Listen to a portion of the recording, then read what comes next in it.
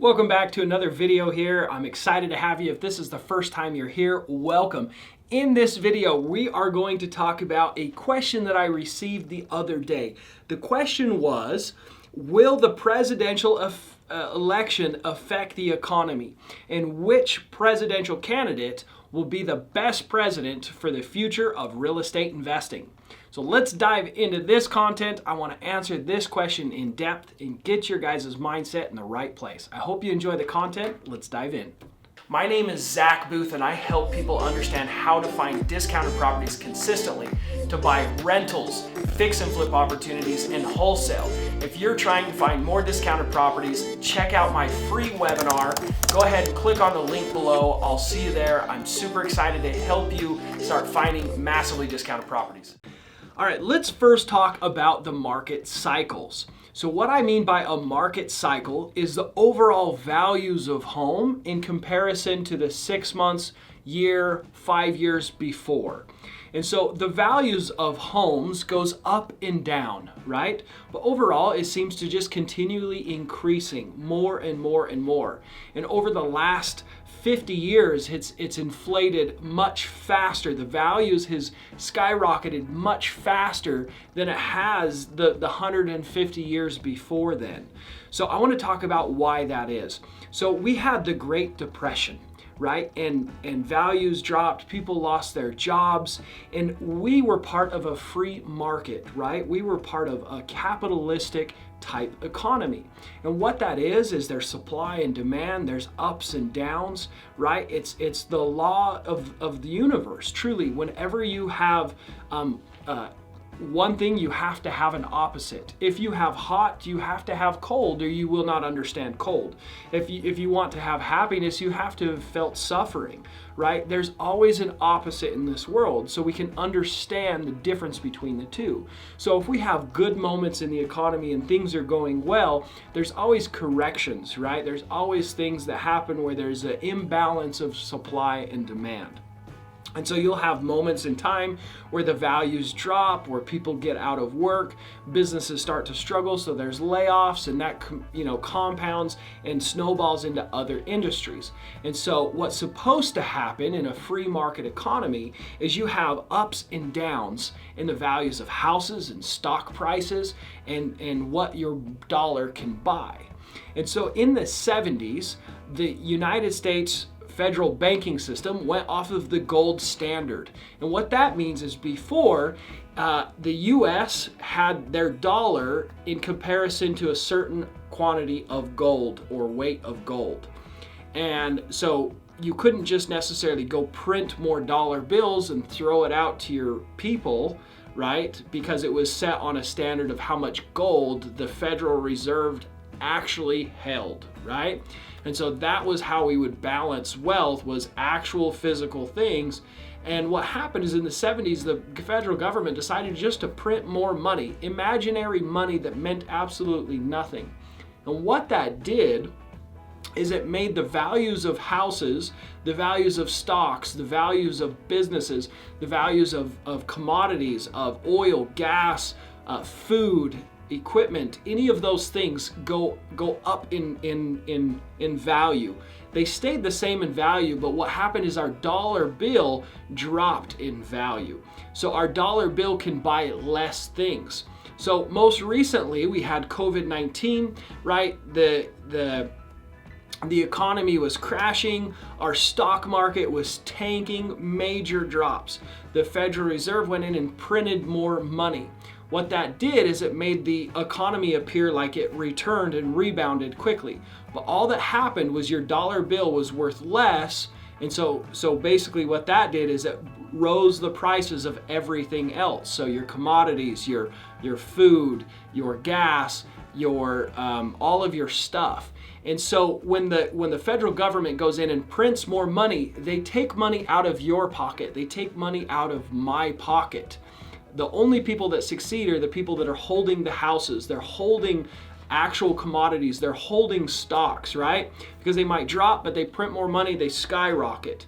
And the people that suffer are those that are not holding any type of asset. So I want you to understand that the true way to have financial freedom and financial success is not just holding cash, but holding houses, holding stocks, holding commodities, holding those things that will increase in value when there is more money printed, when there is a change in the economy, right? So let's talk about those ebbs and flows in real estate house prices and how that affects you and how you can control that, especially if you were just like me, where I didn't come from money. I wasn't raised around people with money. I was a window cleaner for nearly a decade and decided that enough was enough and I wanted to take control of my financial life. So let's talk about how all of this stuff that I've talked about affects you and how you can get your mindset right to be able to tackle this confusing problem that we have of our dollar becoming less and less valuable, prices skyrocketing, and how you can be successful and be one of the people that take advantage of the opportunity that's presented. Because with every problem, there's also an opportunity, okay? So, I want you to understand that presidents are essential puppets, okay? I don't have a lot of respect for most politicians because I truly believe, they're put into power by lobbyists, which is basically big companies that pay them to make policies and laws to affect the amount of money that these giant companies are making, right? So I don't care if you're excited that Sleepy Joe becomes president or if you want Agent Orange to stay in power. Honestly, it makes no difference whatsoever to me, and it probably shouldn't to you as well, right? So the reason I say this is the president's not going to change necessarily a lot of the policies that will make that much of a difference. But more than anything, thinking about something that you can't change or worrying about something that you don't really have any power over is not going to help you, but it's going to put your mind and your thought and your energy towards an area of your life that you have no power over. And you're going to be taking all of that energy away from what you could affect and what you could change. So I want to suggest a book. It's called The 7 Habits of Highly Effective People by Stephen Covey.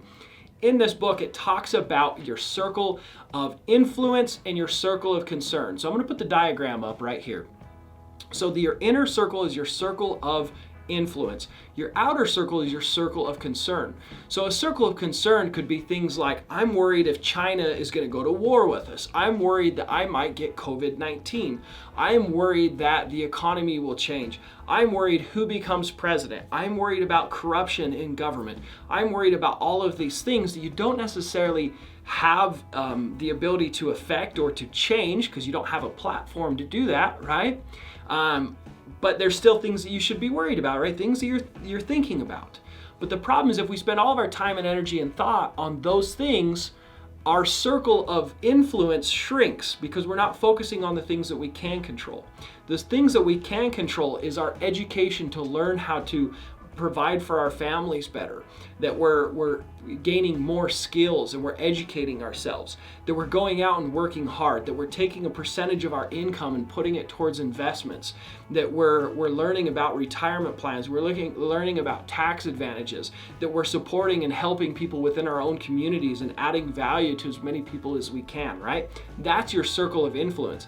And the more that you focus in the area that you can control, that it will expand and your circle of influence will expand to the point that one day you might be able to make major impact in policies and government policies and how the United States will be affected by an election. You may one day have influence over that if you focus on your circle of concern.